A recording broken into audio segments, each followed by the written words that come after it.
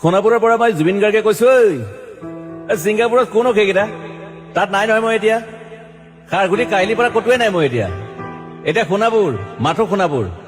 সোণাপুৰে মোৰ শেষ ঘৰ, শেষ মঞ্চ। এতিয়াৰ পৰা গান নাগাওঁ আৰু মই মাথো শুনিম। স্পেচিয়েলি মই নাইট ছুপাৰ কেইখনক কৈছো, উজনিলৈ অহা যোৱা কৰোতে সোণাপুৰৰ এই ঠাইখিনিতে মায়াবিনীটো ডাঙৰকৈ বজাবি, ৰৈ থাকিম উজাগৰি ৰাতিৰ বুকুত। মই আগতেও কৈছিলো আৰু এতিয়াও কৈছো, মোৰ কোনো জাতি নাই, মোৰ কোনো ধৰ্ম নাই। সৰু সজাত দেখুৱাই দিলো কোন অহা নাই তাত। ব্ৰাহ্মণ, কলিতা, আলী, ৰহমান, ডেকা, বড়ো, ৰাভা, পূজাৰী আৰু এইটো কি কয় নমাজ পঢ়াই যে মৌলবীও আহিছে সৰু সজালৈ। I love people, I love man. সেইবাবে মুখ্যমন্ত্ৰী হিমন্ত দাকো কৈছো, মই বিৰোধী দলকো কৈছো, লুৰি নকীৰ সকলোকে কৈছো, পলিটিক্স নকৰিবা বন্ধু। মই সৰু সজাই মানুহৰ অসমখন বিচাৰিছিলো। চাই থাকিম সোণাপুৰৰ পৰা। খেলি মেলি হলে কষ্ট পাম, উভতিও আহিব নোৱাৰিম।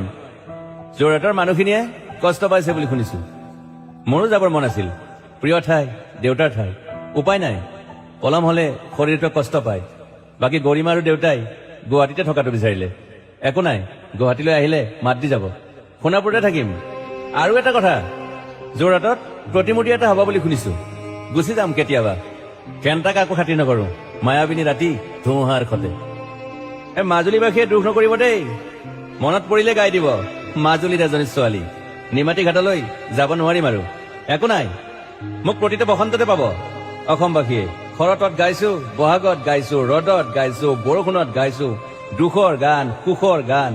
শিশু, মুক্তি, মায়া, অনামিকা, মাথো নতুন গান গাব নোৱাৰিম। বন্ধ হৈ থাকিল চেলা সকলো। এতিয়াৰ পৰা আৰু শুনিম শেষ মঞ্চখনৰ পৰা। সোণাপুৰেৰে পাৰ হৈ গলে গাই যাব কেতিয়াবা ধুমুহাৰ খতে। মাজতে সাঁথৰ এটা কওঁ, ছিংগাপুৰত মই অন্তদাই কোৱা মতে নৰ্থ ইষ্ট ফেষ্টিভেল আছিল। মই আগতেও কৈছো, সাগৰ মোৰ প্ৰিয়। সিদ্ধাৰ্থ, শেখৰ, মই একেলগে সাগৰ গলো। পিছত গম পালো খেন্থা মই মৰি থাকিলো বোলে। বাকী নাজানো ক'ত কি হল। শেখৰো নাই, সিদ্ধাৰ্থো নাই। অকলে অকলে কফিন এটাত দিল্লী হৈ সৰু সজাই পালো। বাট আই লাইক পিচ। মই শান্তি বিচাৰো। বৰ কম সময় পালো, মন আছিল কিবা এটা কৰিবলৈ।